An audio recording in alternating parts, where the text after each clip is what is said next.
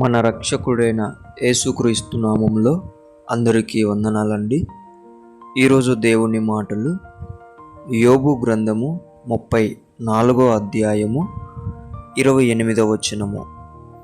బీదల మొర్రను ఆయన యొద్దకు వచ్చినట్లు చేసిరి, దీనుల మొరను ఆయనకు వినబడినట్లు చేసిరి. ప్రియమైన దేవుని బిడ్డలారా, మనము మాత్రమే ఆశీర్వదింపబడాలని, దీవించబడాలని, మనము మాత్రమే దేవునిలో ఎదగాలని, మనం మాత్రమే ఆయనలో ఫలించాలని ఎప్పటికీ కోరుకోకూడదు. మన సంఘములో అనేక మంది బీదలున్నారు, దీనులున్నారు. మన బంధువులలో అనేక మంది బీదలు, దీనులు ఉంటున్నారు. మన ఫ్రెండ్స్లో, మన ఇంటి చుట్టూరు, మన సమాజంలో చాలామంది ఉంటున్నారు. వారి మొర్రను నీవు దేవుని దగ్గరికి తీసుకురావాలి.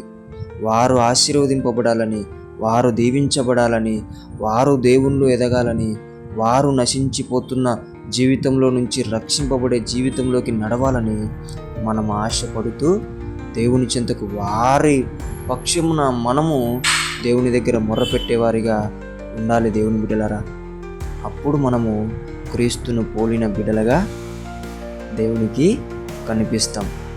అలా అందరూ కూడా బీదలను, దీనులను, అది సంఘములో అయినప్పటికీ, బంధువులలో అయినప్పటికీ, ఫ్రెండ్స్లో అయినప్పటికీ, ఇరుగు పొరుగు ఎక్కడైనప్పటికీ అందరి మొర్రను మనము, అందరి ఆశీర్వాదం, దీవెన కోసం మనము కష్టపడుతూ దేవుని దగ్గర మొరపెడుతూ జీవిస్తూ దేవునికి మహిమకరంగా జీవించే బిడ్డలుగా ఉండాలని దేవుని పేట మనవి చేసుకుంటున్నానండి. దేవుడి మాటలను దీవించునుగాక. ప్రార్థించుకుందాం. యేసయ్యా, మీకు వందనాలు, స్తోత్రాలు నాయన. మాలో ఇంకా ఎక్కడన్నా మేమే దీవించబడాలి, మేమే ఆశీర్వదింపబడాలి, మేమే ఎదగాలనే మనస్తత్వం ఉంటే దానిని తొలగించేసి అనేక మంది బీదలు, దీనులు నా తండ్రి, నీవు మమ్మల్ని ఆశీర్వదిస్తూ దీవిస్తూ మమ్మల్ని నీలో రూపిస్తూ ఉంటున్నావు.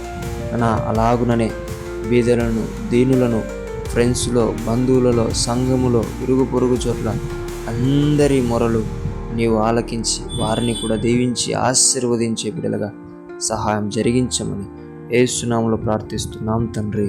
ఆమేన్.